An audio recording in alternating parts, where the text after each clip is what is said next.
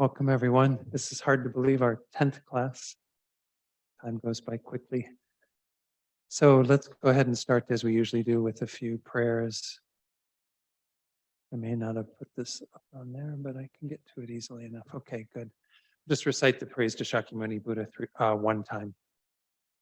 To the founder, the endowed transcendent destroyer, the one gone beyond, the foe destroyer, the completely perfected, fully awakened being, perfect in knowledge and in good conduct, Sugata, knower of the world, supreme guide of human beings to be tamed, teacher of gods and human beings, to you, the completely and fully awakened one, the endowed transcendent destroyer, the glorious conqueror, the subduer from the Shakya clan, I prostrate, make offerings, and go for refuge.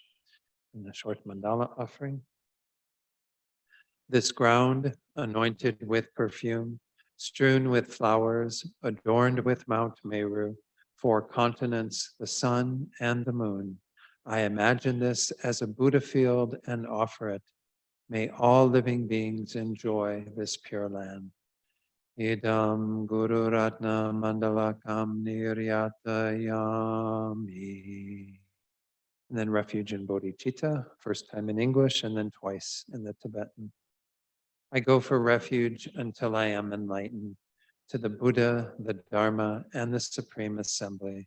By the merits I create through listening to the Dharma, may I become a Buddha in order to benefit all sentient beings.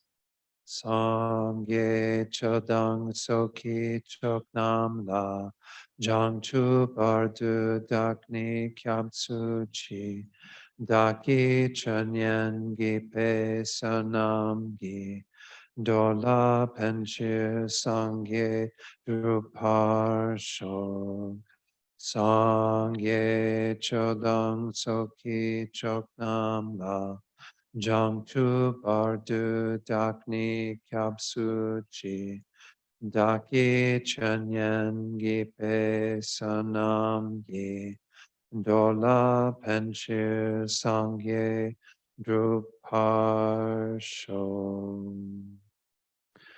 Okay, let's do a short meditation. Give ourselves a chance to focus the mind a bit. So spend the first few minutes just working with the breath as a meditation object to calm the mind.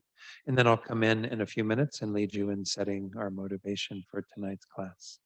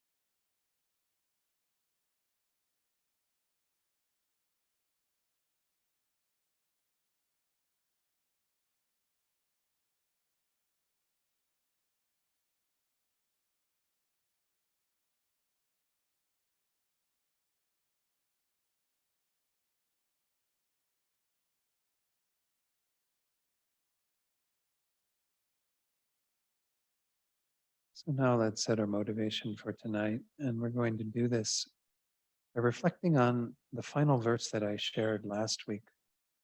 We went to the presentation of function, that the function of Buddha nature, the Buddha element, is to give rise to two main thoughts. This is this verse 39. It says, if the Buddha element did not exist, the aversion to suffering would not occur. There would be no wanting, no striving, no aspiration for nirvana.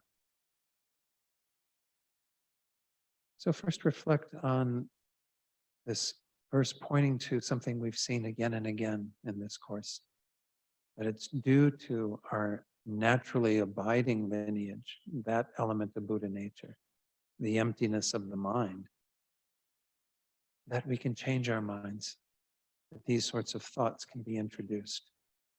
The thought turning away from samsara, turning towards and aspiring for nirvana. These are only possible within the emptiness of the mind.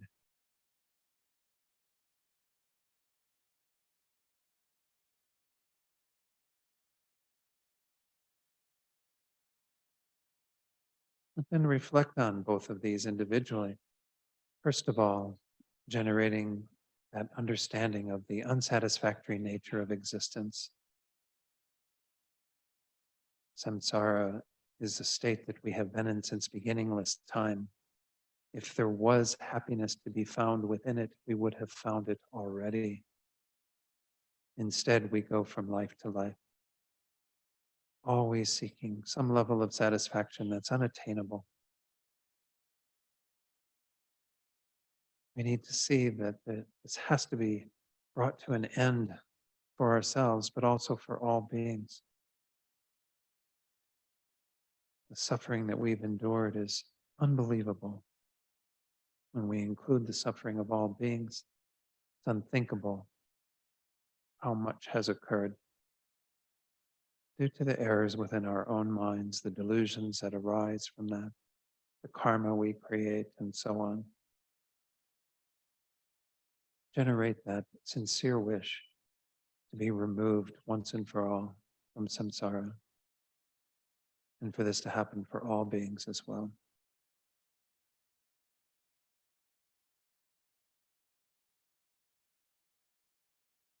And the accompanying thought that turns toward nirvana with some striving for that, an aspiration for that. The Buddha taught the path that will lead to the cessation of all the causes of our dissatisfaction. The peace that we can attain in our own minds and the peace that all beings can attain. They practice the path. Remove all of the delusions, especially the root of ignorance. Disempower all of the karma. No longer taking rebirth. Attaining liberation, freedom. So we generate that wish within our own hearts to want that, to wish for that, strive for it, to aspire for it. And moreover, we want this for all beings, for them to know the peace that they seek, that has eluded them for countless eons. Sentient beings never having found this peace, always having the potential to do so.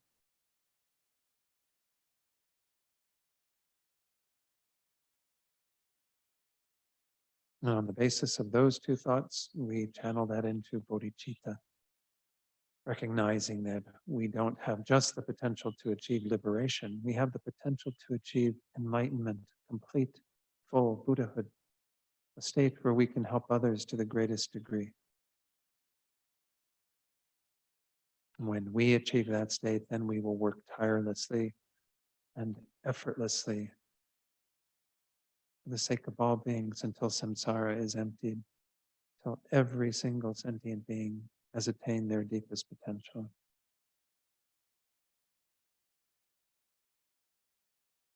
So with that motivation, we'll engage in this evening's classes, and in this way, we will generate the causes for those results, our own enlightenment and the enlightenment of all beings.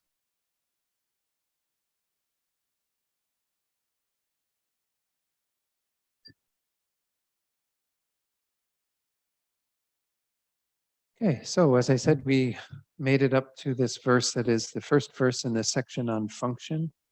I think what I'll do is we'll wait on questions again until later in the class.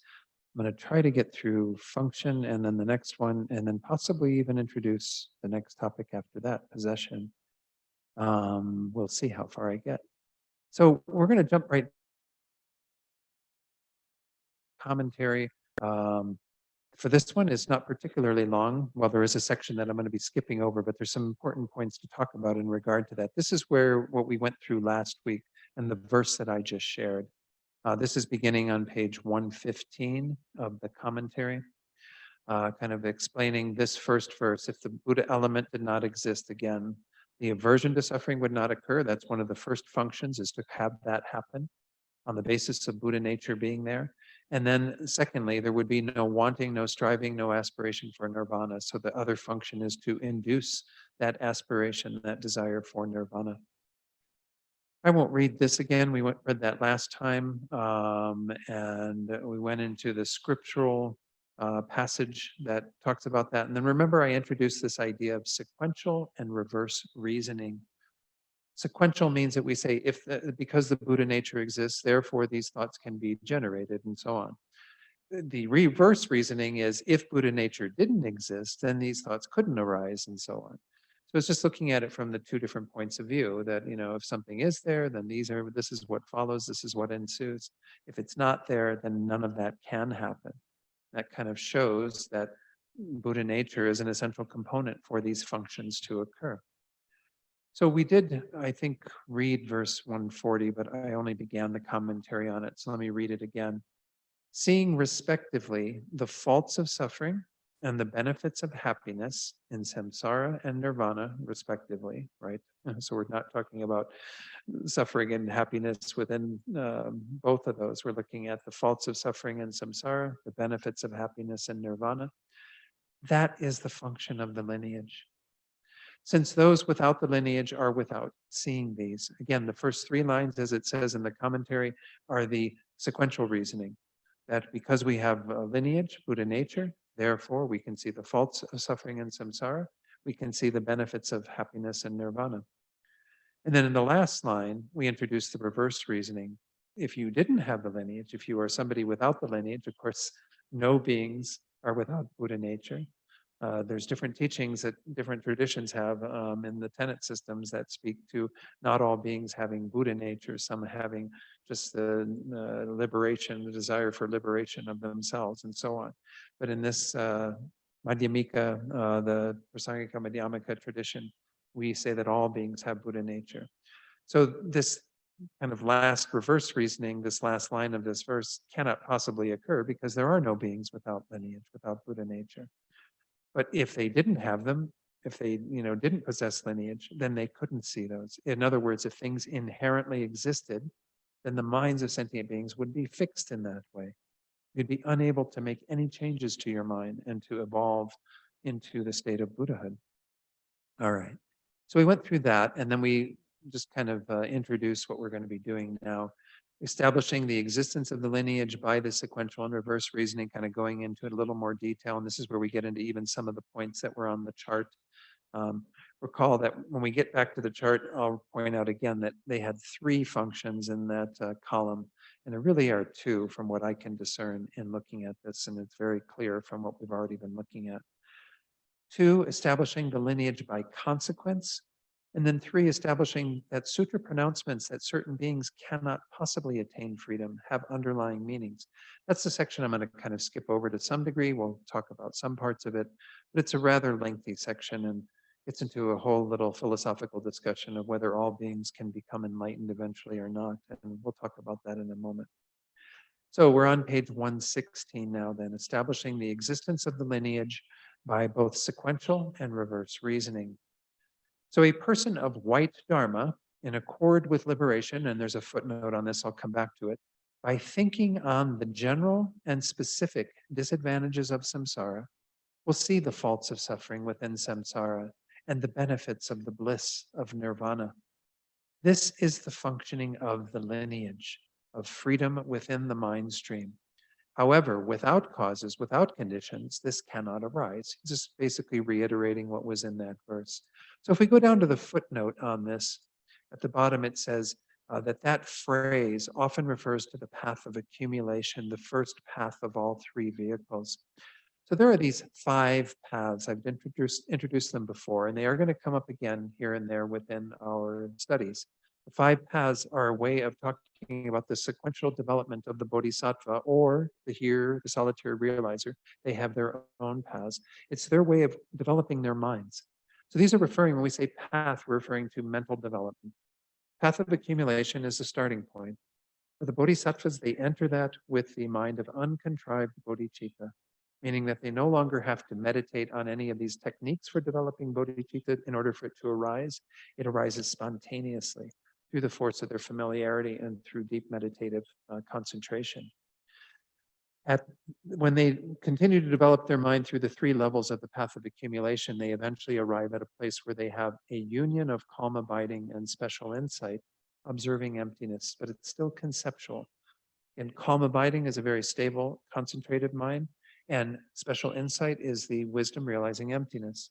But it's still, again, through a meaning generality of emptiness. It's not knowing emptiness directly. That doesn't happen until the next path. But essentially, and here I'm kind of detailing what happens for the bodhisattva who wasn't prior to this on the Hinayana paths, the fundamental vehicle paths. So they enter the Mahayana as their first vehicle. They develop bodhicitta. They eventually develop this union of calm abiding and special insight, realizing emptiness, and they move into the path of preparation. There are 4 levels of the path of preparation, and each of those you refine your meditation on emptiness so that the sense of subject and object becomes fainter and fainter, so that you eventually get to the end of this at the 4th level and move in a meditative session into the path of seeing. In meditative equipoise on emptiness, you generate your initial direct realization of emptiness. Upon having that experience and coming out of it, you, of course, have begun the process of removing the obscurations. You start with the afflictive obscurations, I mentioned this previously, but you only remove what are called the acquired, the intellectually formed obstructions to liberation, the afflictive obstructions. And then you begin to remove the innate when you enter into the meditative equipoise that brings you into the path of meditation, the 4th path. Path of meditation is called that because you keep familiarizing yourself with the realization of emptiness over the course of the remaining 9 grounds. There are 10 grounds in total, or bhumis. These are what maps out the progression of the bodhisattva through first removing all the afflictive obstructions that are innate within our minds. That occurs by the end of the 7th ground when you enter into the 8th ground. The 8th, 9th, and 10th grounds of the path of meditation are where you remove the knowledge obscurations, the obstructions to omniscience. Those are the imprints of these afflictions, especially our ignorance, that give rise to a dualistic appearance, that give rise to the appearance of everything existing independently on its own. You remove those on those last 3 grounds, you're at the end of the bodhisattva's continuum when they are still a sentient being, and you generate the antidote to the subtlest level of those, and you enter into the path of no more learning. At that point, you're still a being, but you're not a sentient being. You're not with any level of obscuration at that stage. So again, this is to go back to the text, we look at this one phrase that is being mentioned at the top of the page here, which was in accord with liberation. That is often a term that is being referred to as the path of accumulation, because at that point your mind is in accord with the process of liberation that will occur, be it the liberation of the hearers and solitary realizers on their 5 paths, which again have different things that they are doing because they're not going the distance of the bodhisattvas, or the liberation of enlightenment that is occurring for the bodhisattva. So instead, what we're meaning by this is simply that we have somebody whose mind is in alignment with the practice of virtue and developing their mind in that direction. This can happen, according to what's going to be said in the next paragraph, even before entering the path the path of accumulation. All right. So let's read that. We'll go through that next paragraph, and then that will give us a better idea of what I just explained. When teachings on the disadvantages of samsara and the benefits of nirvana, and just the word emptiness, cause the hairs on your body to stand up and so on, it means that you possess roots of virtue in accord with liberation, that it's sort of your lineage has been awakened. You have kind of the seeds beginning to flourish for the development of your mind in the direction of liberation and enlightenment. Now, again, we did have on the chart this idea of, the signs that the lineage has been activated, and it said more than this. We'll go to the chart in a moment, but I just wanted to point out, that this is primarily saying that when you have teachings on this, and especially just the word emptiness can cause you to get goose pimples, where you kind of feel sort of, oh, there's something really kind of unusual and exciting about what I'm hearing that really is tantalizing. Well, then that means that you're kind of moving in the right direction. So then he says, to clarify again what the comment about that in accord with liberation, referring to the path of accumulation, it says, however, this is not the same as the term in accord with liberation when it refers to the first of the five paths. Because for the above to occur, it is not necessary to have meditated on the path. And we can get this well prior to entering the Mahayana or the Hinayana paths. Without such an outlook, it is difficult for a natural growth of the vows of individual liberation to take place. Therefore, work hard to see the faults of samsara and to plant the imprints of renunciation. And renunciation is the main realization that precedes bodhicitta. It is actually the realization that those on the Hinayana paths have in a stable form. They have what we call spontaneous or uncontrived renunciation. Even when your teacher explains something, well, actually, I'm going to give you a different translation of this sentence because when I went back through and last time, even when I taught this, I found that there was a sentence that was changed by Geshe Sonam Ngondro. He said that this last sentence should read, even when your teacher explains well to you, and by this, it arises in you just once, just meaning renunciation, you then possess the roots of virtue in accord with liberation. So even with, when we hear these teachings just once from a teacher, we probably need to hear them many times. But as soon as we generate that thought of renunciation on the basis of that, even though it might be fairly weak, apparently this is already an indicator that we are moving in the right direction, that our lineage has been awakened. So I found that really kind of inspiring. Doesn't mean you're a bodhisattva at that point. It doesn't mean you're, any sort of major practitioner, but you have kind of had those seeds awaken within your own mind. So then it goes on in the next paragraph. What is the reasoning that ascertains this sequential and reverse thinking? If seeing the faults and benefits of samsara and nirvana can respectively arose not by erasing grave wrong such as killing, but rather arose without cause, without condition, it follows that those of great attachment, and actually Geshe Sonam Ngondrip said to include their wrong views as well, those of great attachment and wrong views who belong to the lineage that will not attain nirvana would also see the faults and benefits of samsara and nirvana at that time. Again, when we say they will not attain nirvana, we mean those who are not destined for nirvana anytime soon. Because once more, we think all beings will eventually attain nirvana, enlightenment, and so on. But what this is saying is that if you didn't have certain causes and conditions that were necessary for you to be able to be in accord with liberation, to be kind of moving in this direction, then anybody would be able to generate it instantly. You need to have certain causes and conditions that give rise to it. And last week we actually discussed the four main causes for activating the Mahayana lineage, for beginning the process of developing our minds in that direction. And they are set out as follows. The logic thrown up by this consequence is as follows. When the lineage, pure of defilement and present since the beginning, because this is its nature, it has natural purity and has been there since beginningless time, is truly possessed of the four wheels or conditions for the attainment of liberation and so forth, the lineage will then awaken. These four circumstances for the awakening of the lineage are relying on holy beings, a previous accumulation of merit, secondly, Thirdly, dwelling in a conducive place where the conditions are helping you to move in that direction. And then earnest prayer, together with proper attention of the mind. The damage done to the premise of the consequence is, for as long as there is no devotion to the Dharma of one of the three vehicles, there will be no development of the mind that sees the faults and benefits of samsara and nirvana. Kind of pointing to, again, dependent arising, that everything arises in dependence upon its respective causes and conditions. If these are not in place, then we will not have those developments of the mind. Let's go back to the chart just to refresh our memory, because we looked at these four briefly last time. Again, remember that I called those are in this chart in the fourth column from the left. This is often called the four Mahayana wheels, but it seems from our text even that those four to some degree are needed to awaken your lineage to become an arhat on the Hinayana path. It's the fundamental vehicle.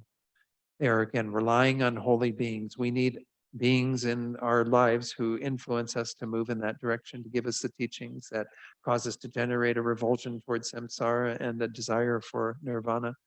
And then, of course, for the Mahayanas to generate that for bodhicitta and to wish all beings to be removed from samsara. Previous accumulation of merit, we see that this is a major cause for our development on the path, especially on the Mahayana. The Mahayana path, to go through all five of those paths, to get to the fifth one, the path of no more learning, buddhahood, takes 3 great countless eons of merit. Now, not that it's going to take you 3 great countless eons of time to accumulate them, because you can actually generate that amount of merit using the tantric path in a single lifetime. But you have to have that kind of requisite amount of merit to get through all of the levels of the path, all 5, to get to the path of no more learning through the 5 paths. Then living in a conducive place. Again, we see that the environment that we have around us greatly influences our ability to develop. And then finally, earnest prayer together with proper engagement of the mind. Don't discount the power of prayer. Prayer is not, oh, Buddha, please enlighten me. Oh, Buddha, please enlighten me. It's not that. It's that you keep your mind moving with an aspiration towards achieving the goal. Again, just to review the chart real quickly, we also had, as I said in that second column, the 3 functions listed there, but our text highlights the first 2. To generate the wish to abandon samsara and to generate the desire to attain nirvana. And then the signs that the lineage has been activated, we kind of looked at this a little as well, and we saw that there are signs here that are not in our text, but sometimes these are set out, and again, I don't think there's any problem with them being there, even though they're not detailed in our text. If your bodily hairs stand on end and you shed tears upon hearing about the sufferings of cyclic existence, this is a sign that the Hinayana, the fundamental vehicle lineage, has been awakened. And then you move your mind in the direction of wishing for your own liberation. If the same signs occur upon being, hearing about the sufferings of other sentient beings or all sentient beings, that's a sign that your Mahayana lineage has been awakened and that you then have the roots that will move you towards Buddhahood and the Bodhisattva path. All right. So let's go back to our text. I'm going to skip over some sections here. And I'm going to talk about what happens in these sections, essentially. Let me take it, I'm going to kind of cue it up here, but I'm going to take it off screen for a moment. So from that beginning discussion about this is what the function of our Buddha nature is to allow this sort of query to occur, to say, what is really going on here? To see the faults of samsara, to see that what we're engaged in is unsatisfactory. And then, of course, to see that the Buddha teaches a path that leads one out of that, to nirvana, especially to the non-abiding nirvana of Buddhahood. So when we begin that process, the question comes up, well, can then all sentient beings attain enlightenment? Because all Buddhists have Buddha nature. They all have the ability to be exposed to these ideas and to begin moving their mind in that direction. And of course, they start entertaining this in this debate. Well, what are some of the consequences if that's so? I always kind of thought about this in terms of kind of an interesting novel to write, The Last Bodhisattva. Because this is one of the issues they bring up, is like if you're the last Bodhisattva, if everyone else is a Buddha, well, then who are you generating your bodhicitta for? There are no more sentient beings. You have yourself. course, you probably have Buddhas emanating as sentient beings in a suffering state so that you could generate it on the basis of them and what have you. And then, of course, when all beings become Buddhas, well, what happens to Buddhas? They've lost their function. The function of a Buddha, the job description of a Buddha is to enlighten all sentient beings. When your job is done, what do? You retire, you go hang out at the Buddha bar with all the other Buddhas and, have a drink and celebrate that all sentient beings have been enlightened. I mean, it seems to kind of fly in the face of this whole, and there is a bit of a duality still, even in enlightenment. There's the enlightened beings who are dedicated to helping all other beings. There's the sentient beings who are those that are being helped. What happens when those go away? What is the function and the role of a Buddha? So there are a lot of these little things that are entertained, and you're welcome certainly to read some of the texts, especially this little paragraph here. Though I will caution you, there are some places where, again, Geshe Sonam Ngodruk seem to point out some places where the wording isn't quite right. And I can't go through all of those tonight, but I just do want to point out that this paragraph, it's on page 118, goes through some of this. Like I'll read the beginning there. It says, "You may wonder if it is possible for all sentient beings to become Buddhas, then future Buddhas will find themselves working only for a few sentient beings. Working for the welfare of others will become almost irrelevant. And one's collection of merit will never be completed because you don't have those sentient beings that act as a support for the collection of merit." This is what makes bodhicitta such a powerful, virtuous mind, is because it encompasses all sentient beings. So when we have like, I don't know, seemingly infinite numbers of beings, well, then you have a great store of merit on the basis of that, right? But when you have only a handful of beings, or perhaps one or even none, well, then how are you generating that merit? How are you going to work on the path all the way to Buddhahood? Then it says, "Moreover, when all sentient beings become Buddhas, there will be not a single sentient being left to work for. And so the continuity of working for the welfare of others will come to an end, and Buddhas will fall to the extreme of nirvana," which is one of the things that they've developed a mind contrary to on the bodhisattva path, right? They don't, that's an extreme they don't want to fall into solitary peace. Then it goes down a little bit further on the page. You have another discussion where it says, it's right here. I'll put it towards the beginning here. It's about the third line down now. I think that's where it is. If also, no, maybe that's not it yet. Oh, there it is. "On the other hand, if it is not possible for all sentient beings to become Buddhas, then the perfect Buddhas vow to lead all sentient beings to the level of enlightenment and to turn the wheels of Dharma by way of the 12 deeds until samsara is emptied. That whole aspiration will never come to fruition."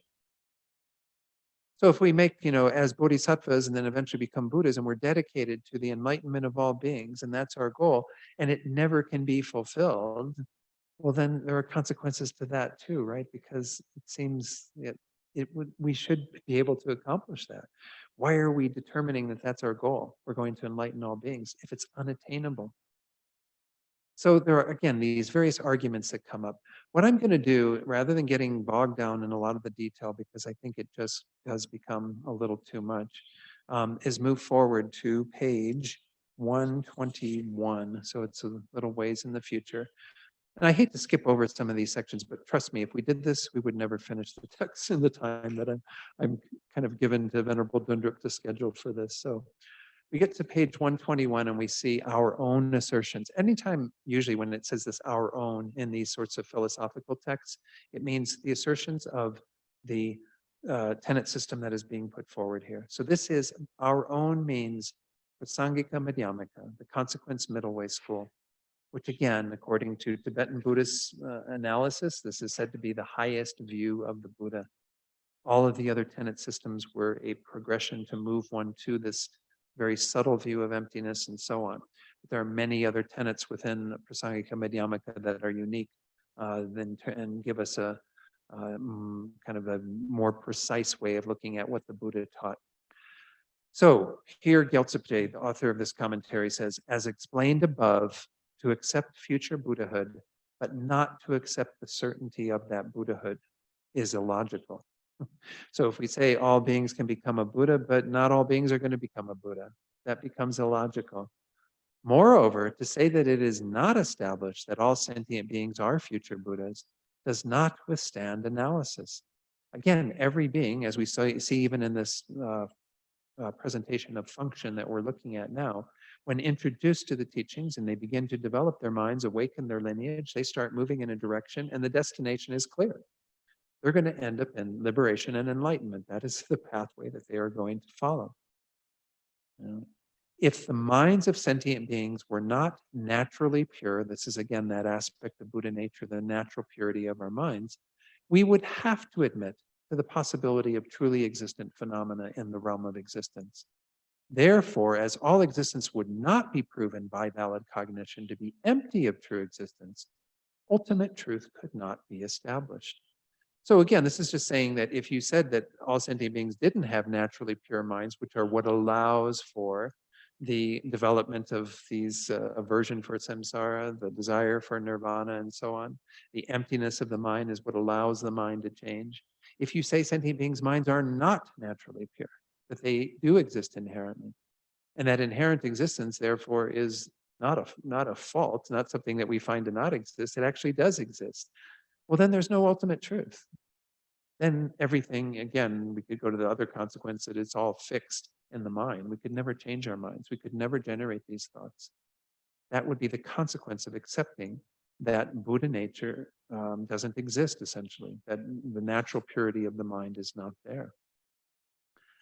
Okay, then about the middle of the screen. On the other hand, if mind is established by valid cognition as being naturally pure, which is kind of what we're examining throughout this course, the defilement of holding to true existence and its imprints can be established by that valid reasoning to be adventitious and separable from the mind. Otherwise, like the outsider Mimamsaka school, we would have to accept that the defilements are part of the nature of the mind. I don't know much about this school, but I would say that there are certainly many things in our philosophy and our times and other spiritual traditions, perhaps, that say that the delusions are part of the nature of the mind. Even Western psychology accepts this to some degree, right? Saying your anger is something you have to deal with. You have to learn to live with your anger because you're going to have your anger. I can't do anything about removing your anger. If you go to the Buddha, however, the Buddha says, yes, there's a process to remove that because your anger is based on the ignorance that holds to things to be inherently existent. They don't exist that way. If you remove that ignorance, anger no longer has a support. So again, this is just pointing out that from the vantage point of our system, all the afflictions are adventitious and they can be removed because there is natural purity. The mind doesn't have any inherent existence. Back to the commentary, Gyaltsab says, you might say the defilements are separable from the mind, but it cannot be established that the antidotes which destroy those defilements would ever take root in the mind. I would reply, and then let me jump here to a chart that I put together for this. I thought that would be easier to read this on a chart because that way we get kind of a clearer view of what the argument is against all of this. So this is the sentence that I just read, right? To that, I would reply, first, Gyaltsab is putting this first argument out. Well, is this because there's no method to destroy those defilements? Because again, this person's coming forward and saying, well, you can, it's true, there is natural purity. You can separate the defilements from the mind, but it cannot be established that the antidotes that do that will ever take root in our mind. Kind of a weird argument, but it's essentially saying they do exist, or that you can remove them, but we can't find these antidotes. These antidotes aren't really there. They aren't accessible. They won't take root in the mind. So the first one is, well, is it because there's no method? Well, the counter argument that Gyaltsab gives is that this first reason cannot be correct because continued familiarity with the wisdom that understands no self, the wisdom of emptiness, has the ability to put an end to all defilement. Just what I explained. If you realize that the I that we are holding to so tightly doesn't exist inherently, concretely, and then all the delusions we build on the basis of that I, desiring what it wants, trying to get rid of what it doesn't want, all of the delusions that arise on that have no ground because the I that we are fictitiously holding to doesn't exist at all. Secondly, let me take the screen up a little bit. Is it because there is a method, but nobody knows it? Well, the second reason is incorrect, Gyaltsab says, because logic has well established the existence of the teacher, the Buddha, who for the sake of others meditated on the wisdom understanding no self. He developed the wisdom in his own mind and he teaches it to others. Through his compassionate wish to benefit others, we all have access to those teachings, the method. We're going to see that come up in some of the other arguments, but essentially this part is saying, does anybody have this method? Does anybody know how to achieve this, freedom from the defilements? Well, yeah, the Buddha does. The Buddha did it. So the third argument is it because others have never put the method into practice? Well, that reason is incorrect as well, because motivated by the Buddhas, there is no sentient being at all who has not striven to attain a high status rebirth.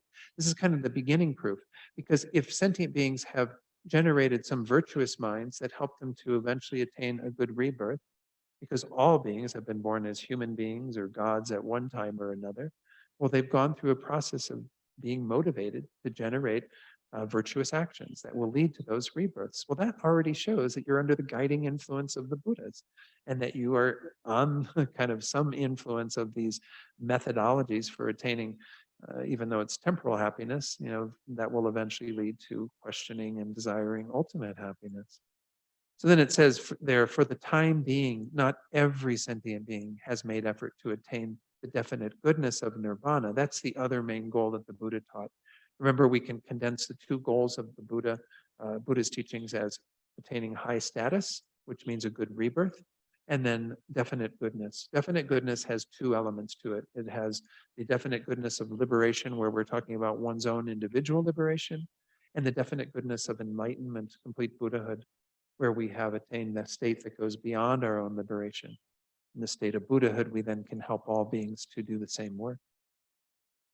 And it says, however, because all sentient beings possess the lineage of the Buddhas, and because the compassion which has taken on the task of bringing all sentient beings to the state of enlightenment has never waned, one day they will renounce samsara and strive for nirvana. Because they have Buddha nature, they will eventually get exposed to these teachings through their good karma, through the conditions being there, the merit that they've accumulated, and so on. And they will be attracted to these ideas. They'll see the faults of samsara. They'll strive for the benefits of nirvana.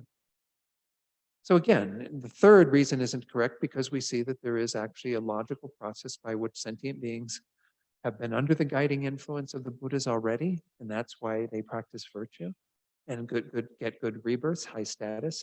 But moreover, over time, they will begin the process of questioning, well, isn't there a way out of this?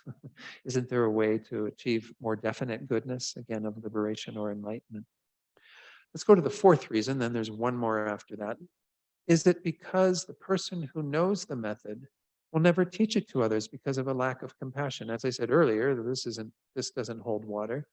The fourth reason is incorrect, because when any sentient being strives from their own side, the all-conquering Buddhas, with unwavering compassion for all sentient beings, like that of parents to their only child, will never abandon the activity of teaching. As soon as someone desires teachings and is in a place where they've created the conditions to benefit from that, Buddhas will be there to teach, to help them, without a doubt, because that's the sole job of a Buddha. The Buddhas are, I mentioned this last week or the week before, the Buddhas are sometimes compared to being like the sun, where they are continually shining their rays of enlightened activities on all beings. I think I mentioned it here earlier. I know I mentioned it over the weekend when I was teaching for our center in Brazil, and we were going through refuge. Okay, number 5, is it because even though this method is taught, it is impossible to enter and practice the teachings? Well, that's incorrect, Gyaltsab says, because this treatise, its commentary, and other texts satisfactorily establish that whenever the conditions to awaken of the lineage are present and complete, the lineage will awaken. This is kind of that other major principle of dependent arising, is that when everything is in place, the result will come about without a doubt. When we've put all the conditions into place for us to become Buddhas, well, then we will become Buddhas. There's no stopping it. Just like if all the conditions are there for a tree to grow, you've planted the seed, all the nutrients are in the soil, the rain is coming down, as I wish it would even more than it is this summer. and the sunlight is there, the warmth, everything needed, no other conditions, no crows that are kind of getting the seed out of the ground or what have you. All the conditions are in place, it will arise. When the conditions are in place, sentient beings will see the faults of samsara and strive to abandon it, and then see the benefits of nirvana and strive to attain it. All right. So let me go back to our text. And I'm going to skip over then because almost everything that was on the chart is in this, other than maybe one or two sentences that I just kind of left out. So we get over to page, I'm going to skip again to page 123, where we have kind of the conclusion of this whole section. And we see there that on page 123, this is called Countering by Scripture. There's a link that says, it is not correct then to say that sentient beings will not purify their minds of adventitious defilements, because the conqueror taught on the basis that all sentient beings without distinction are naturally pure and capable of purifying their minds of the adventitious defilements. So the two main things that we're looking at here, that our minds are naturally pure, and that the defilements are adventitious. Remember, they're going to keep hearing those throughout this entire, 24 sessions of teaching. That these are the main points that are being drilled in by this teaching on Buddha nature. All beings have the same conditions. Their minds are naturally pure, meaning there are no stains of inherent existence. The mind itself is not inherently existent. And the adventitious defilements are there only because we haven't created the causes to abandon them. They are adventitious. They're not in the nature of the mind.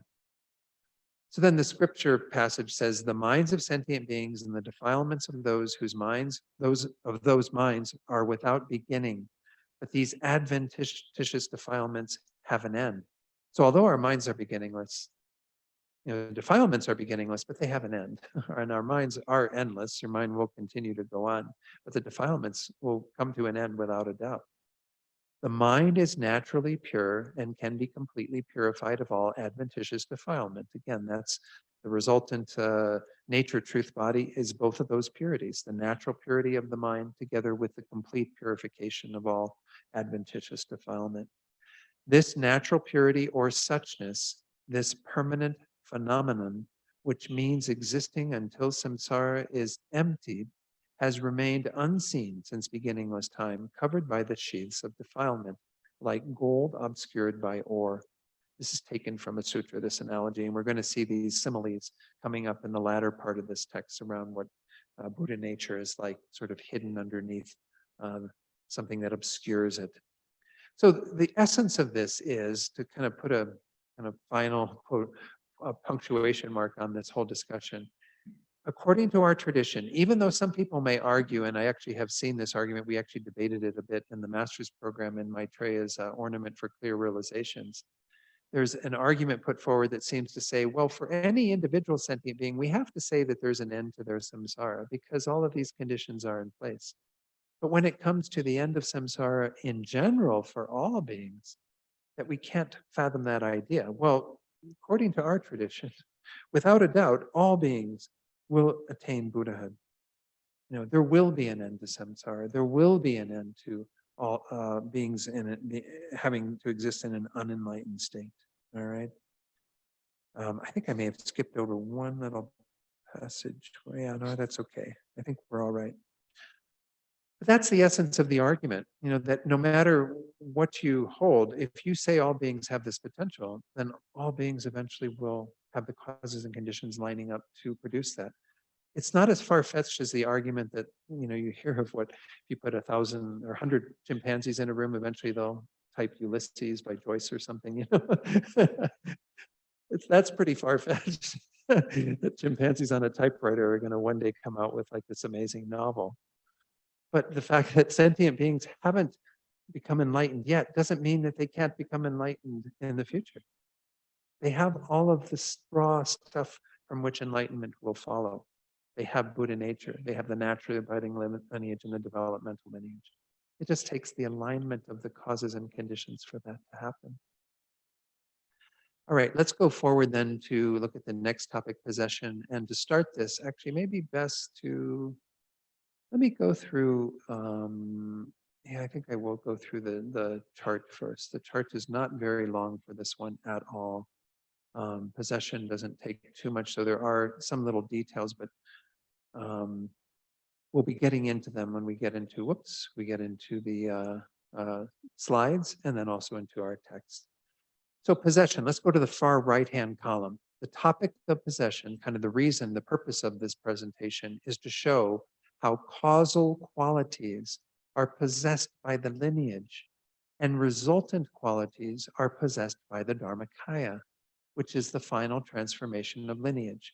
And we have these 2 points in time, prior to becoming a Buddha, when it is lineage and the causal qualities are possessed by that. And then when we have the full maturation of our minds into Buddhahood, into the Dharmakaya, and of course the emptiness of the mind of the Buddha together with the removal of all adventitious afflictions, then we have another sort of set of qualities that are possessed by the result. I'm going to mention this now, but this will come up again later. In both cases, whether we talk about the causal ones being in the Buddha nature or the resultant ones being in the Dharmakaya, the suchness of the mind that possesses the respective compounded and uncompounded qualities in the manner of being one entity with them, this is what we are talking about. That the emptiness of the mind, that is a continuity throughout all of this process, that it is what possesses the respective qualities. So I might just say here again, it's not like possessing in the terms of like, I possess a car, or something. It's that these qualities are together with that and also of the same nature as that. Because all the qualities are empty of inherent existence, just as the mind is empty of inherent existence. And the Dharmakaya, the wisdom mind of a Buddha, the wisdom truth body of a Buddha is empty of inherent existence. That's the idea behind this, is that we can talk about qualities at 2 different points in time, but it's the suchness, the emptiness of the mind that in a sense possesses those qualities. Okay, so on the second column there from the left, it says illustrations of how the qualities that are purifying causes of the lineage are possessed by the lineage. So we're going to have a verse pertaining to this, which talks about these 4 qualities, or these 3 qualities that encompass the 4 causes. Remember the 4 causes? We talked about them a few classes ago. The 4 causes were the second presentation, and we'll come back to see them in just a moment. We're talking about first how those are illustrated in terms of being possessed by the lineage, by the suchness of the mind, in the state of Buddha nature, prior to becoming a Buddha. So lineage itself, it says on the chart there, is likened to the great ocean. Imagine this great ocean, that huge ocean. First, faith in the Mahayana, devotion to the Mahayana, that was the first of the 4 causes, is the cause of the Dharmakaya and is likened to a repository. In my notes from last year, it was kind of like to the whole ocean itself, but you could say that what is an ocean? It is formed by the ground or the sea floor that gives rise to the ocean being there, right? Because it's all the water of the ocean that fills that. And then secondly, the uncommon Mahayana wisdom and samadhi. Those are the second and the third causes that we looked at back in the presentation of cause. The wisdom realizing selflessness and the samadhi, the meditative stabilization. Wow. Never heard that. That these are the 2 causes that give rise to the exalted wisdom of a Buddha, and they are the jewels that are in the ocean, that are held in the ocean. This is kind of going back to this whole idea of these mythical wish-fulfilling jewels. Remember, we discussed them earlier. They are said to be in the ocean. I guess if you search hard enough, maybe you'll find them. But you draw them out of the ocean, you clean them and so on. You put them on a post on the lunar, the full moon day, the 15th, and then they can be used to bring about the fulfillment of particular wishes in terms of material things and so on. But the idea here is that the real jewels that we have in this ocean of our lineage are when the mind comes together with wisdom and concentration and develops realizations, especially the realizations of emptiness that occur within the exalted wisdom of a bodhisattva and then eventually of a Buddha. The 4th cause, which is the 3rd of these qualities, and it has its own part of the analogy, the great compassion of a bodhisattva that flows into the great compassion of the Tathagata and is likened here to water. And we'll see why that is when we get into the description of it. So we have all four causes being condensed into three qualities.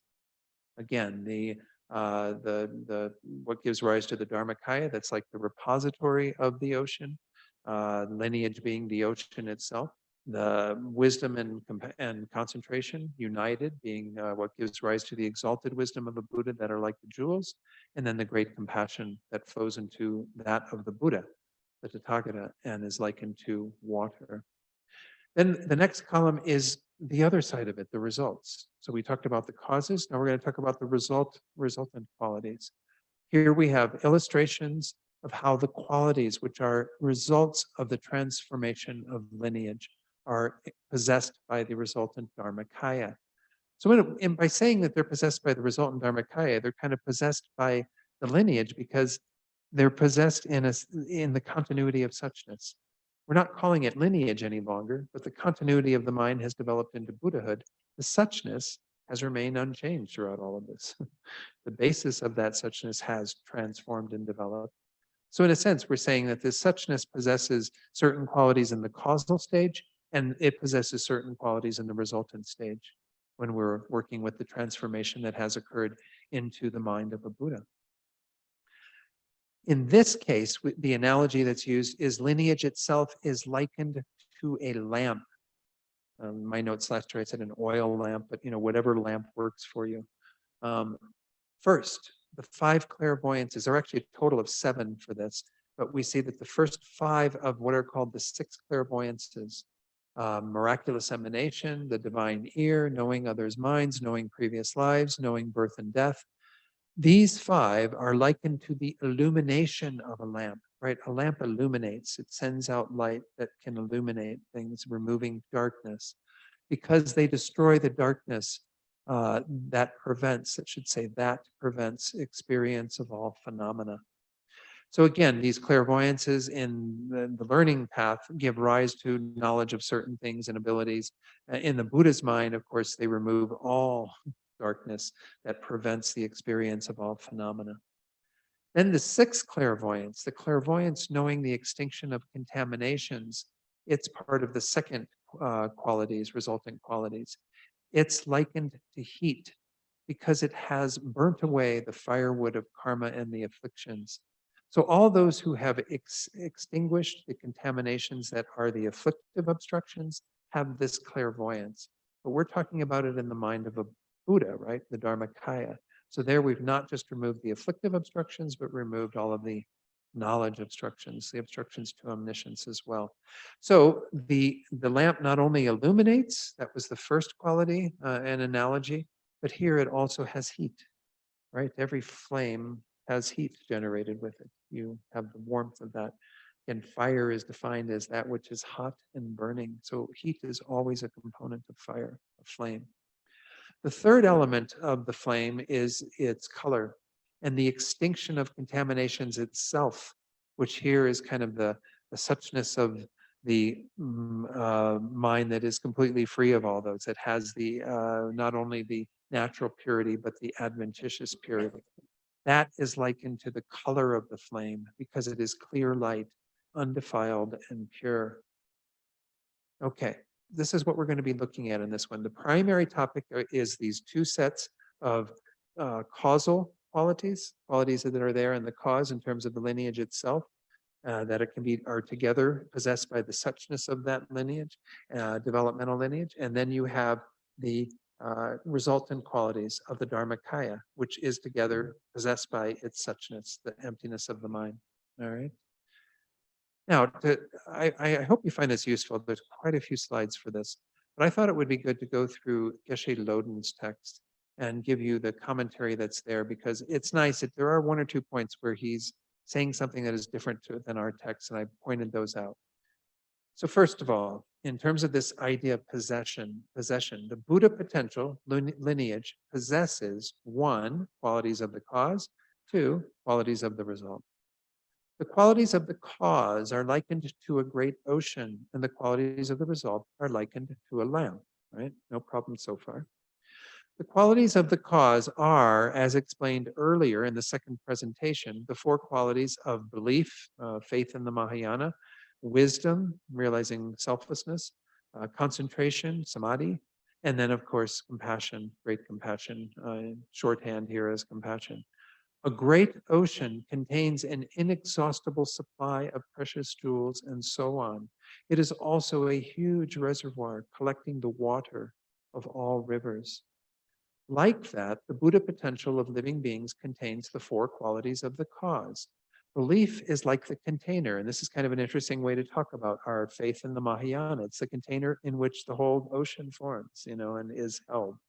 We need that faith in the Mahayana to take us all the way to the destination of Buddhahood. Wisdom and concentration, the second and third of the causes, are like precious jewels, and compassion is like the water. Now he's going to jump to the result, and then we're going to go back and look at each of them in a little more detail, okay? 2, this is the resultant qualities. There are 7 qualities of the result. These are likened to a lamp because just as the qualities of light, heat, and color are inseparable from the lamp flame, so the 7 qualities of the result are inseparable from their nature. Again, because their nature as emptiness, and the Buddha, the emptiness of the mind is together with them, the suchness of the mind, which is again the mind of a Buddha at this point, the Dharmakaya, Jnana Dharmakaya, the wisdom truth body.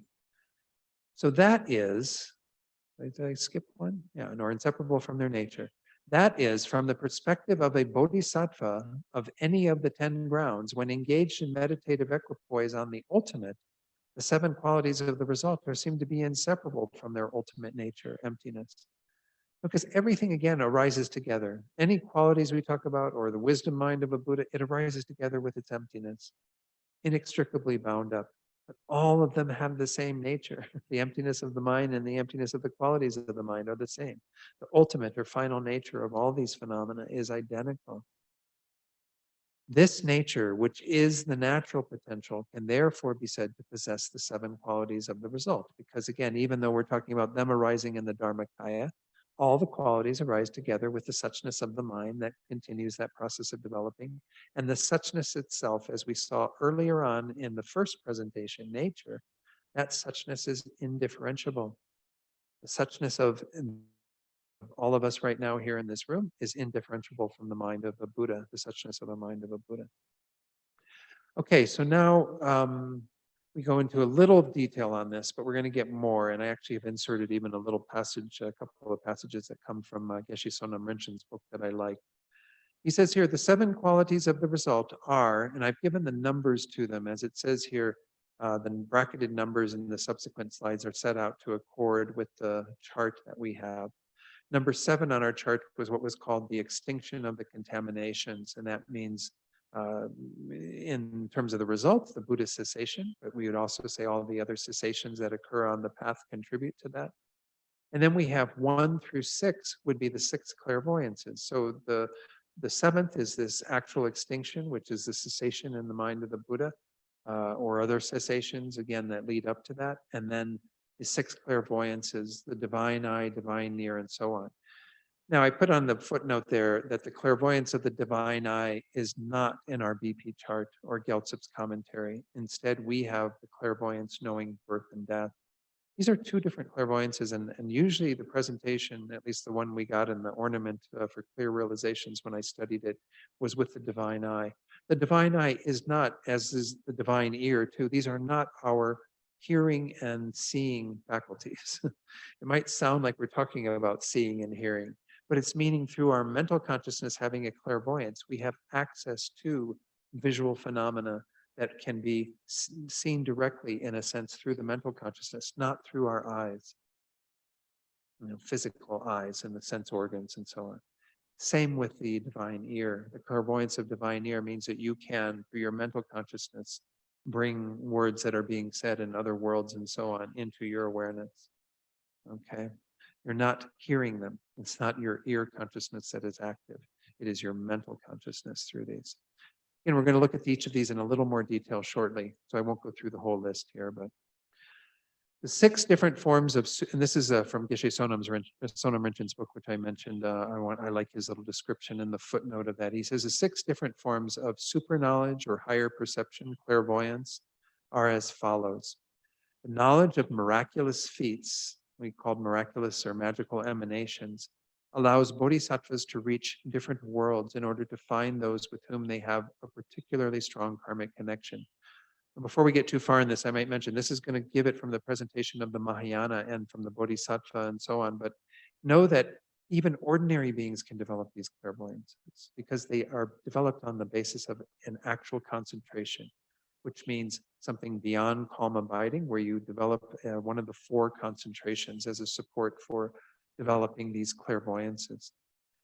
But they are also developed, of course, in those on the Hinayana path.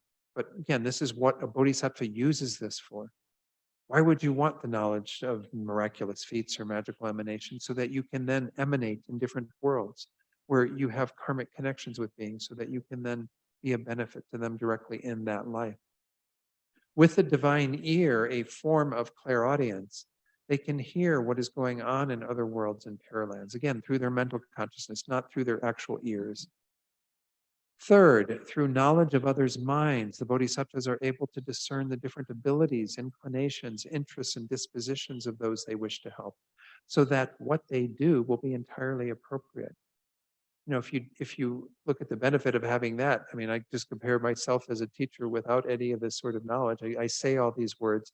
I have no idea if what I'm saying is actually the most helpful way to present this material. If you know the minds of other beings, you know exactly what they need to hear, exactly what words will be useful to them. Fourth, knowledge of past places, meaning past lives and so on, where people took rebirth prior to this, not just their own lives, but the lives of others. That permits the bodhisattvas to remember the spiritual teachers, people, and practices with which they have had a close connection in the past, and of course, to know that about others as well. Then fifth, knowledge of death and rebirth enables the bodhisattvas to know where they and others will be reborn. So again, this one isn't in the usual listing of the six clairvoyances. The first one is usually divine eye, which is what Geshe Loden had in his presentation.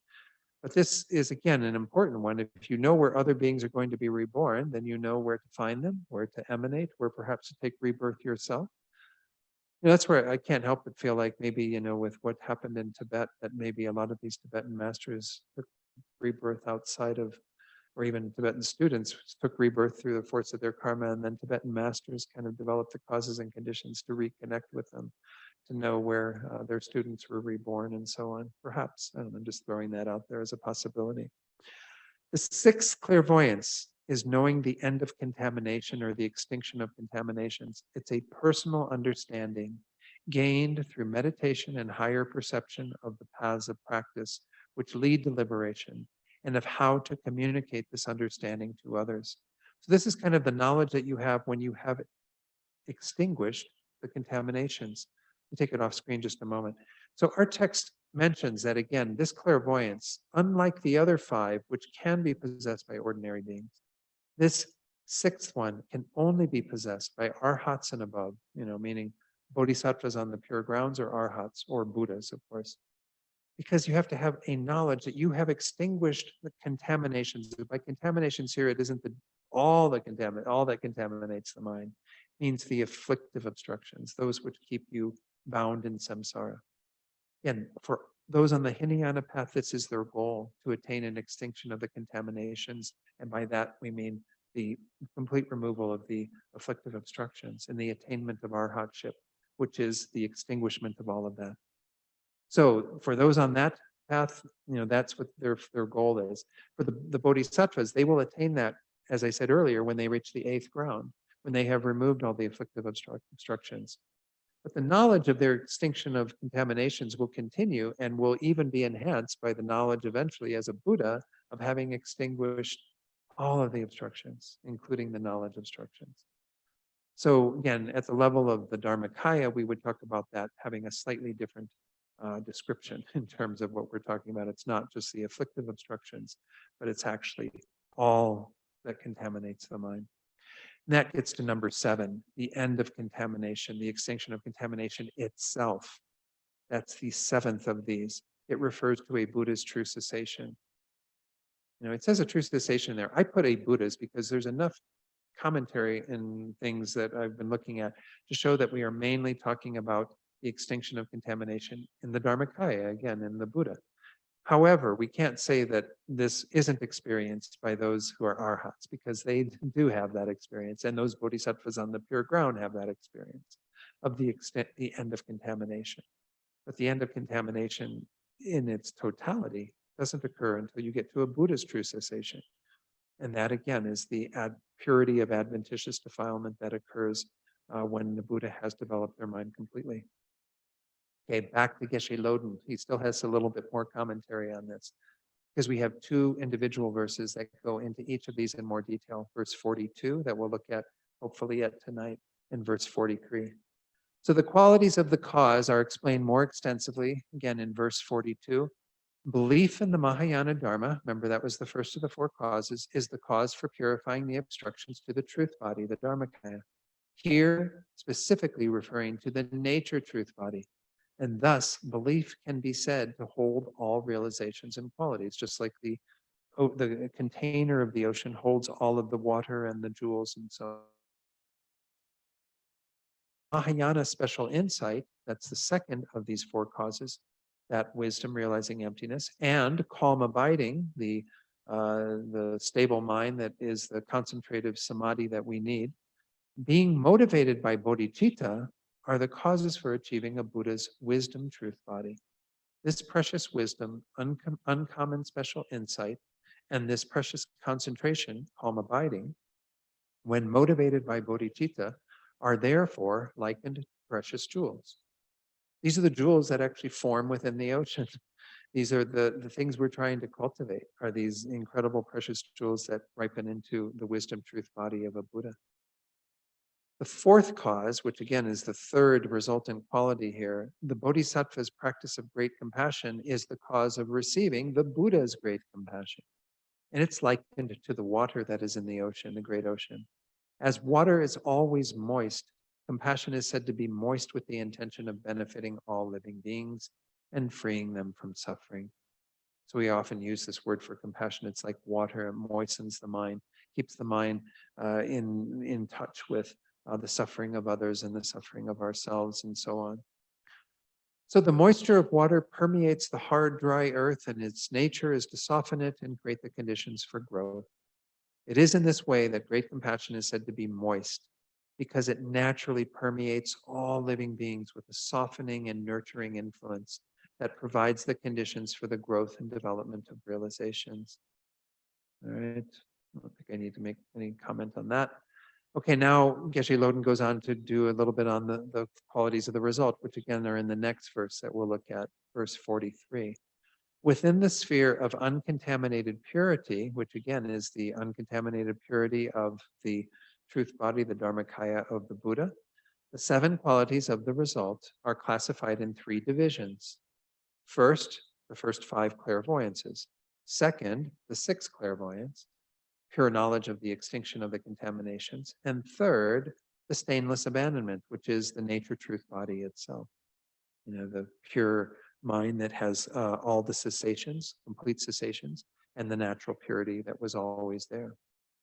Because these three are inseparable from the point of view of their entity, they're likened to the light, heat, and color, which are inseparable from the lamp flame itself. So unlike the great ocean that has kind of three distinct elements that you can look at, these three are kind of all bound up together in the experience of the Dharmakaya, right?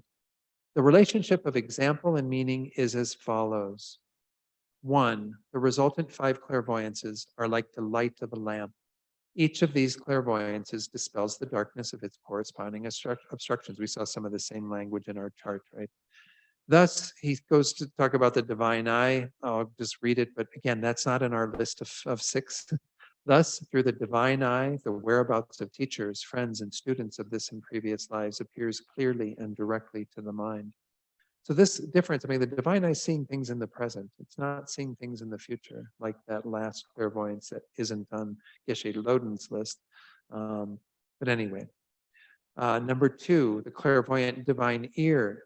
He didn't talk about that in his commentary. So we go on to number three, through the clairvoyant knowledge of others' minds, the presence or absence of desire and so on in the minds of others is perceived clearly and directly. We know exactly what is happening for individuals in their minds. So then we can teach them accordingly, give them teachings that speak to them directly.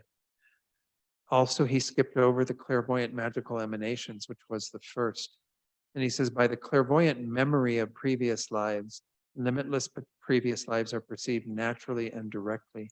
The connections then between student and teacher throughout these lives appear as though illuminated by light. We can clearly see, oh, you were, my student in a previous life, and now I can make the causes and conditions to connect with you and to do what I can to benefit you. Then secondly, that included the six clairvoyance, the knowledge of the extinction of the contaminations. It's likened to the heat of the lamp. So all of those that had to do with the illumination, the light of the lamp, are there because it illuminates things and removes the darkness that obscures. Here, it's the heat of the lamp, which does what? It completely burns the fuel of negative karma and delusions. And we saw that on the chart. Then third, the stainless abandonment, the seventh of these seven qualities, is likened to the color of the lamp flame. Through the abandonment of the obstructions to liberation, clarity is attained. And through the abandonment of the obstructions to omniscience, purity is achieved. The stainless abandonment is the Buddhist cessation and has these two factors of clarity and purity.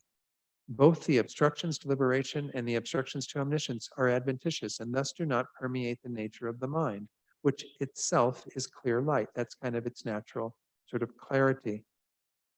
And it says the color of a lamp flame may temporarily be polluted by smoke or ash, but this pollution is merely adventitious.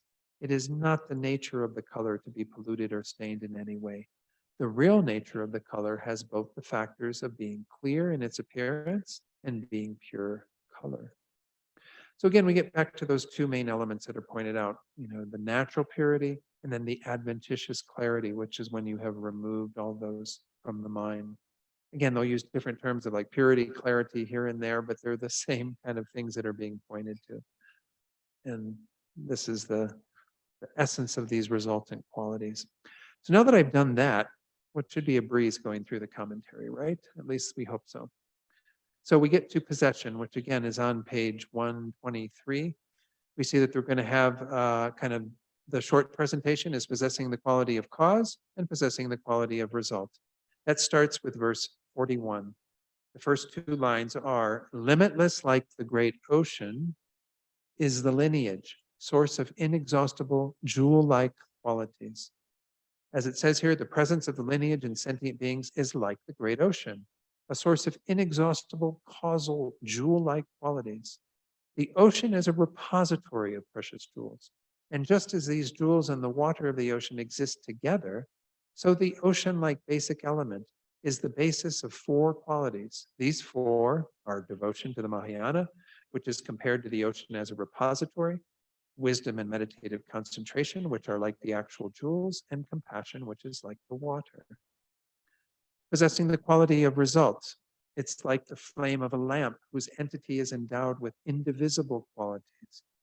So here, Gyaltsen Tse says, like the flame of a lamp possessed of indivisible qualities, again, of heat, light, and color, it possesses the five kinds of clairvoyance, namely knowing miraculous deeds, possessing the ear of the gods, the divine ear, knowing the minds of others, knowing previous lives, and knowing birth and death.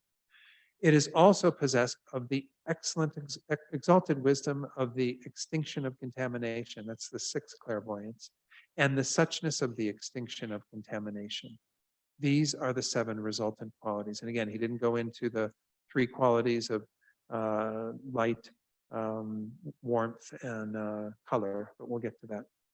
We have a more extensive explanation. So what does this verse teach? This verse teaches first the causal qualities, which are in root verse 42.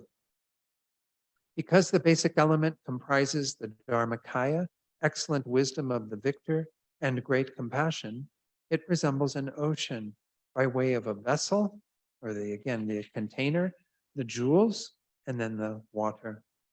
So he explains what that verse means in brief. He says, devotion to the Mahayana Dharma, the cause of the pure Dharmakaya.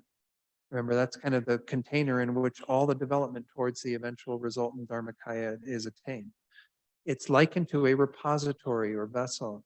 The uncommon Mahayana calm abiding and special insight, again, that's the third and second, those two middle causes, they are lumped together here as a union of those two. They are the causes that achieve the exalted wisdom of the Buddhas, the conquerors. They're likened to the actual jewels that are in the ocean. The great compassion of the Bodhisattva is the cause that flows into the compassion of the Tathagata and is likened to water. That's again our fourth cause, that is this third quality, or third causal quality. The basic element is summarized by the possession of these three causal qualities, and therefore it is taught with three examples as being like an ocean. Again, I don't need to explain any of these because I've already done that. So, in order, the three causes referring to devotion, meditative concentration, and wisdom, and compassion. Again, the two in the middle are put together: devotion, meditative concentration, and wisdom, and then compassion. We see that the question is put forward: what are these three qualities? First, the cause of the pure Dharmakaya is devotion to the Mahayana Dharma. This is the first cause, and without this as a basis, meditative concentration on the union of Mahayana calm abiding and special insight, and the meditation of great compassion, the other causal quality, will simply not come about, right? If you don't have this container of some faith in the Mahayana, none of your other qualities ever develop. All the qualities of the stages of the path and everything, are developed on the basis of some faith in the Mahayana, some devotion to this path. The method for gaining the exalted wisdom of the Buddha, or the non-abiding nirvana, as we've referred to it as, is the path that negates the extremes of peace and samsara. Through wisdom and concentration, being able to do that through the direct wisdom, realizing emptiness, the middle way. Compassion, as the purifier of the basic element of all sentient beings, is the cause that enters the great compassion of the Tathagatas. So he's just reiterating these three main qualities that are possessed, like the pure Dharmakaya is possessed in Buddha nature. Whoops, sorry about that. Where did I go? There we go.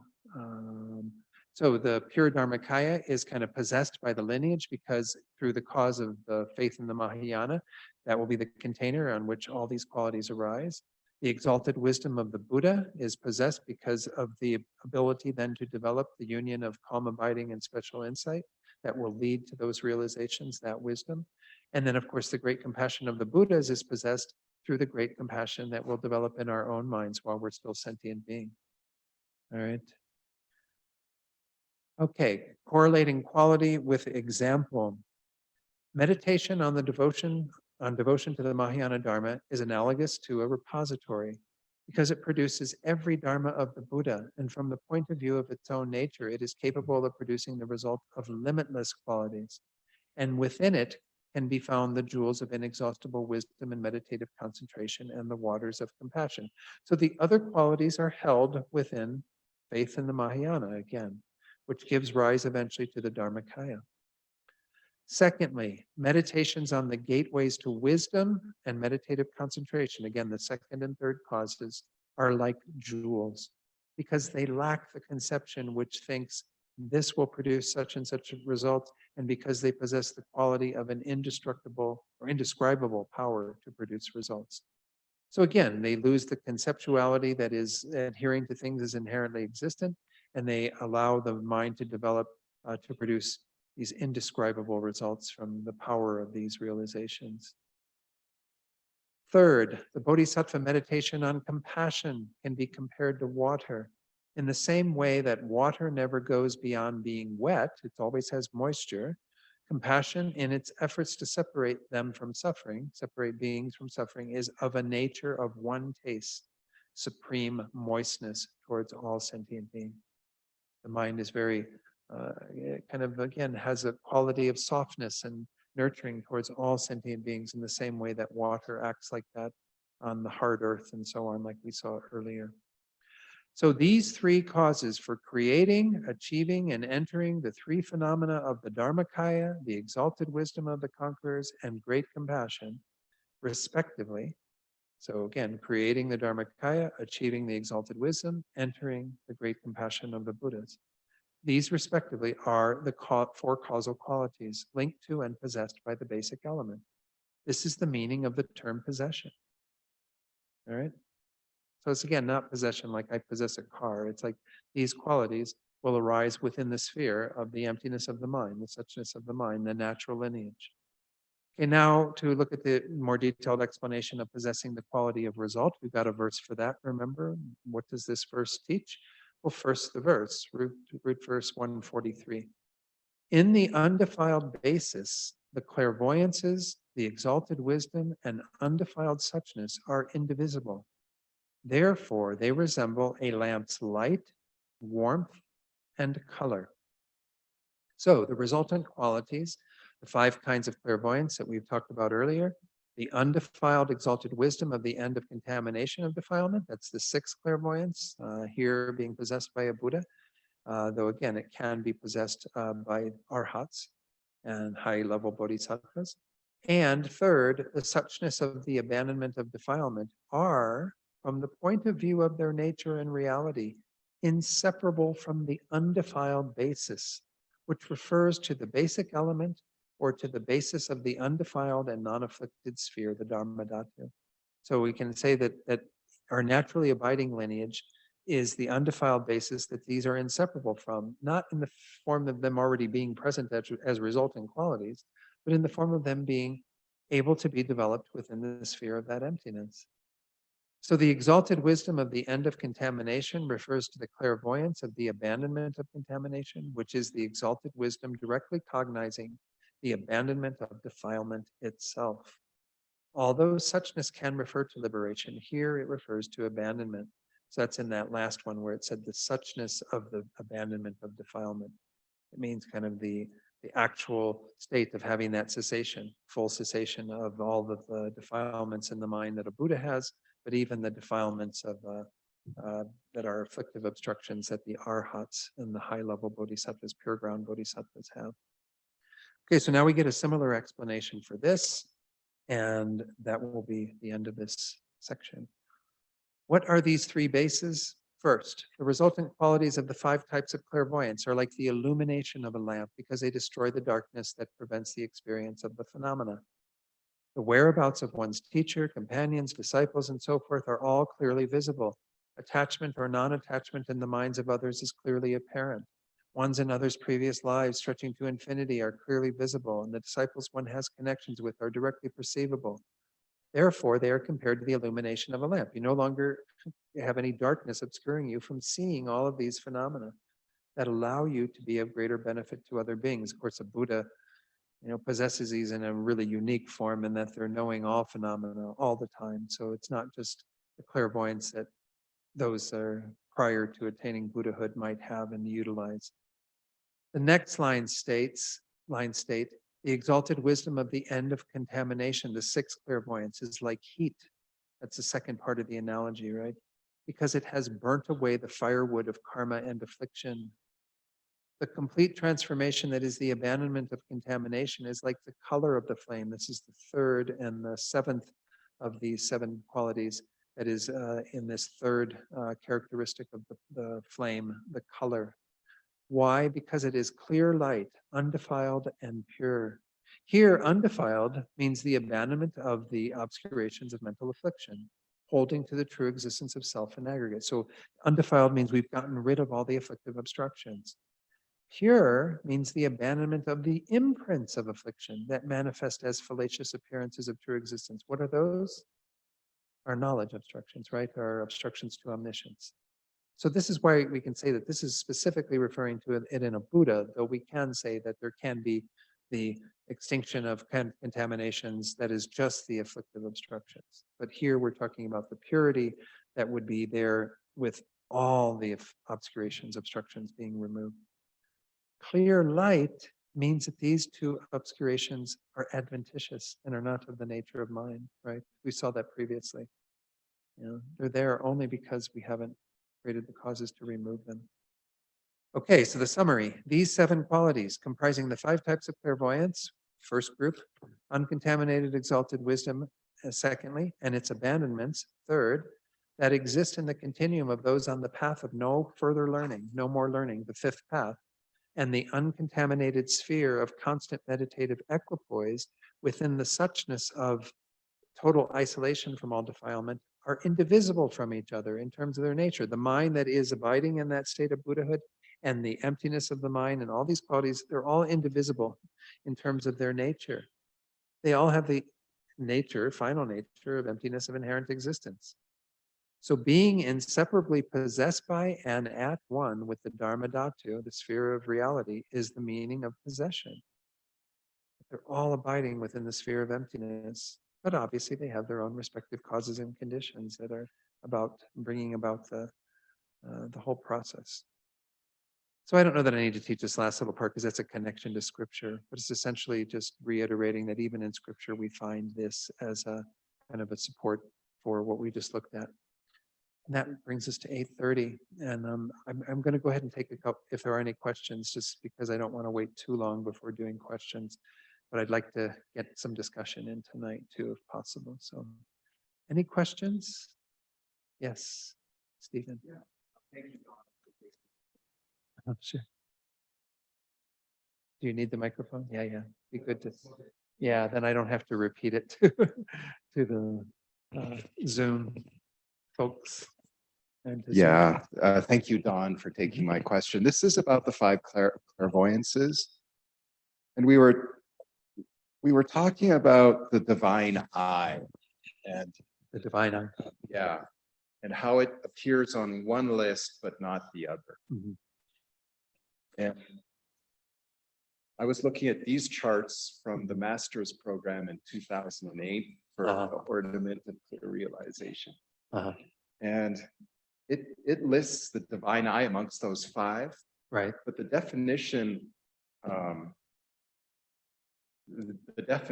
the divine eye amongst the five eyes, which is another chart, says the divine eye is one of the five eyes that is a knower, which directly sees the death, transference, and birth of all migrating beings in dependence on a divine eye. And so to me, Right. Maybe the two lists aren't different. Aren't different. Yeah. But a number of the teachers, the other geshes, have pointed this out in another chart that I have from the master's program, which is from the same course, the ornament. It actually indicates the definition is it possesses a clear form which is included on the ground of an equipoise. It is, where does it say? It arises from meditation, seeing all subtle and gross forms hidden and unhidden. That's the way it's described, is that its function is to see all of these gross forms, visible forms, hidden and unhidden.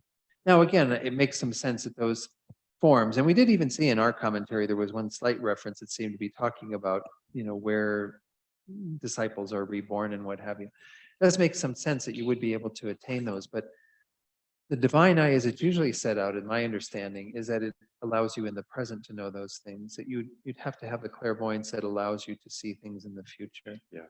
Because future death and rebirth is not an evident phenomenon in terms of existing in the moment. It's only a phenomenon that can be accessed through having some awareness of the future.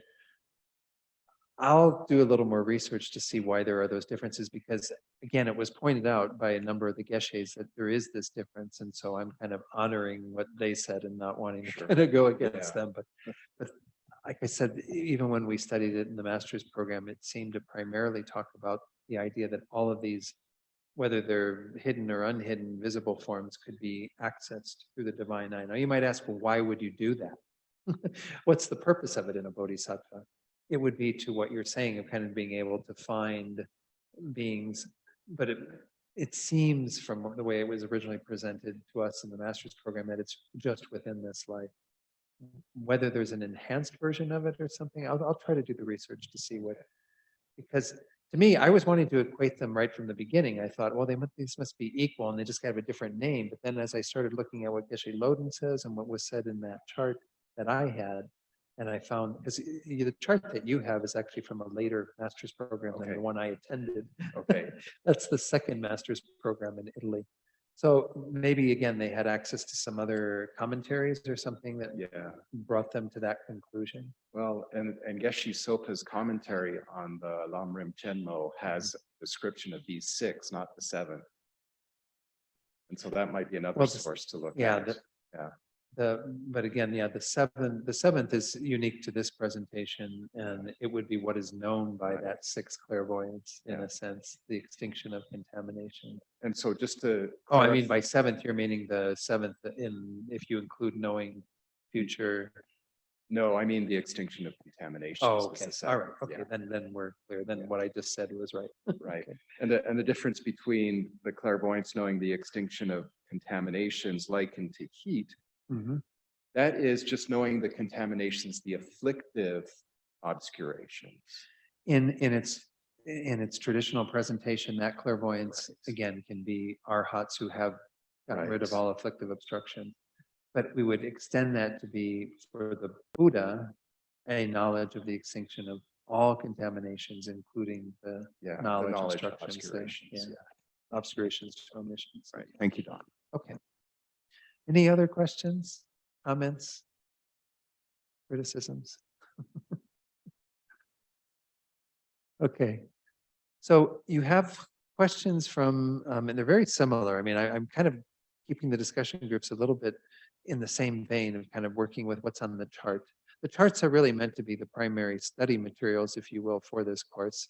And when you get closer to the end of this and you're planning to begin to study for an exam on this, which I'll put together, those are going to be the main source of it. You know, it won't be like picking through all of the commentary and finding a zillion things that are in here. I'll probably put together a list of questions that are even more detailed, not just the whole chart, because you're not expected to know all the 9 of these charts or 10 of these charts, you know, and then 9 similes and all the other stuff that goes on. So just know that that will be coming into play a little bit later. So we have the questions from this week that I put together.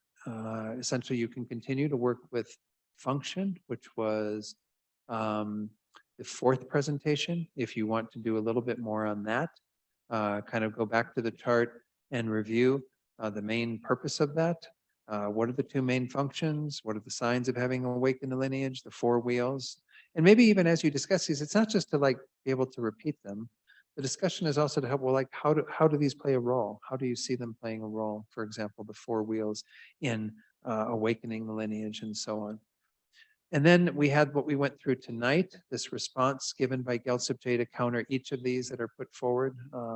Someone suggesting that the destruction of the defilements cannot be accomplished, since we can't establish that the antidotes to them will ever take root in the mind.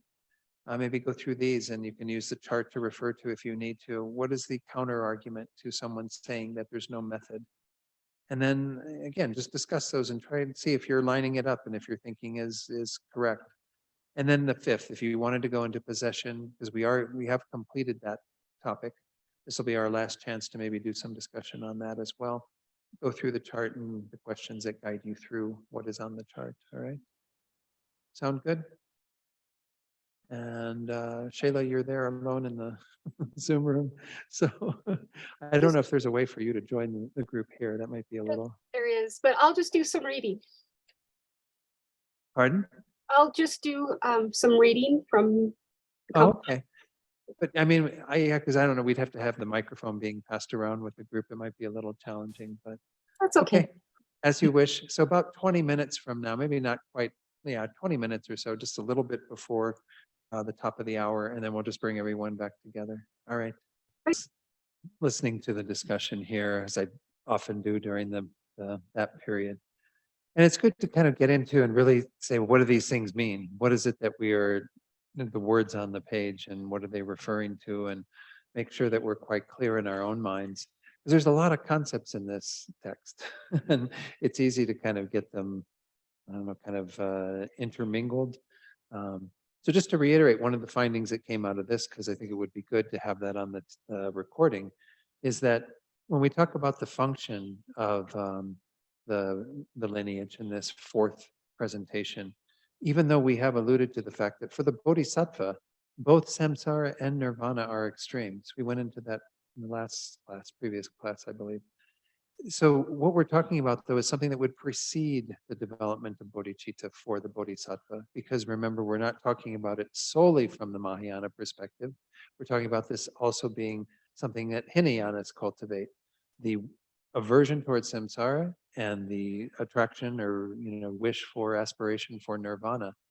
that is something that bodhisattvas have to develop before they develop bodhicitta. They aren't even bodhisattvas when they develop that. So again, in that presentation, we're talking about the ability for those sorts of minds to develop on the basis of the emptiness of the mind. And for the bodhisattva, they go on at some point to, because they see the suffering of all beings and they recognize that if they were to check out and get to the peace of samsara or of nirvana and hang out in solitary peace, that they're going to do a disservice to the other sentient beings who are suffering. So they see that as an extreme over time, but initially they don't see it as an extreme, at least in developing this, mind of renunciation and the mind that wishes to attain nirvana. So again, for the bodhisattva, again, I'm not saying that you could certainly cultivate a wish to benefit others right from the beginning and an aversion towards nirvana, solitary peace, but you still have to get some sort of attraction to some level of peace for yourself. Otherwise, what motivates you to want to do that for others? We have to generate this genuine renunciation before we can apply it to others. And compassion for ourselves and then compassion for all beings. So. All right, I think we're a little bit after 9 o'clock even, so maybe we should just conclude unless there's another question, maybe one question. No? Okay. So I encourage you, if you have time, to take a look at the chart that we went through, 2 of the sections, and you can certainly go back to the commentary and other things I've said and what have you, or other materials, but the main thing is to be able to really get clear about what's on the chart and the content of that and how all of those relate. Might remind everyone that the next 2 sessions, we will not be in the physical space here. We will be in Zoom land with a virtual teaching because I'm going to be in Indianapolis at my mom's. So I will be teaching from there, but I'll be on Zoom with all of you. And when we break into the discussion group, I'll probably just join one of the discussion groups and try to keep my microphone muted as much as possible. But I find it useful to hear what people are talking about. So I can gauge my teaching accordingly and what have you. So, all right, let's go ahead and do our final prayers for tonight. And get those on the screen. So we have 2 prayers on the screen that we can begin with. Due to the merits of these virtuous actions, may I quickly attain the state of a Guru Buddha and lead all living beings without exception into that enlightened state. May the supreme jewel bodhicitta that has not arisen arise and grow, and may that which has arisen not diminish but increase more and more. And then, the long life prayer for His Holiness. The wish-granting, wish-fulfilling jewel, source of every single benefit and happiness in this world. To the incomparably kind Tenzin Gyatso, I beseech, may all your holy wishes be spontaneously fulfilled. And then the prayer for Rinpoche's quick return. Fearless teacher and assembly of the, I've got something in front of my screen that keeps me from seeing. An assembly of the children of the victorious ones, Shravakas and Pratyeka Buddhas, victorious Losang, father and sons, along with the lineage masters, all the objects of refuge of infinite lands, please bestow the virtue and goodness of accomplishing this prayer here and now. Holding and spreading the Muni's precious and complete teachings through explanation and practice, you wore the armor of patience that is never discouraged. Incomparable Venerable Guru, to you I make request. While striving single-pointedly for the sake of the victorious one's teachings, the sole gateway through which all benefit and happiness emerge, and from other living beings you suddenly departed to peace. What a great loss. Nevertheless, through the undeceiving truth of the blessings of the ocean of the 3 jewels and the great waves of bodhicitta of the children of the victorious ones, may the smile of a reincarnation swiftly beam in glory for fortunate disciples. So let's lastly dedicate for any beings that we're holding in our hearts at this time, places in the world where there's great suffering and difficulty, those who we know of, who have obstacles in their life, as well as those who are ill, who are dying, or who have died. Whoever it is whose suffering moves you, And give this positive potential to them. Let it become the cause for them to be free from all their suffering, and also to create the causes for their ultimate well-being, through giving them all the conducive conditions that help them to develop their own minds all the way to Buddhahood. And having given this, shared this with all of these beings, let's share it with all beings. May all beings have these same results. Complete freedom from all suffering and the attainment of the bliss of Buddhahood. Okay, thank you all. And I'll see you in 3 weeks then. And just know I'll also be, well, we've got a break in the classes in September, 1 week when no, 2 weeks when I'm gone. And that's on the website. You can find that information. Yeah. And then there will be another week in October when I'm actually teaching, being out in California. So I'll do a class from out there. But I'll give you advance word on that one. So, all right, everyone, be well. Thank you so much. Thank you, Shayla. Appreciate you being here. Okay.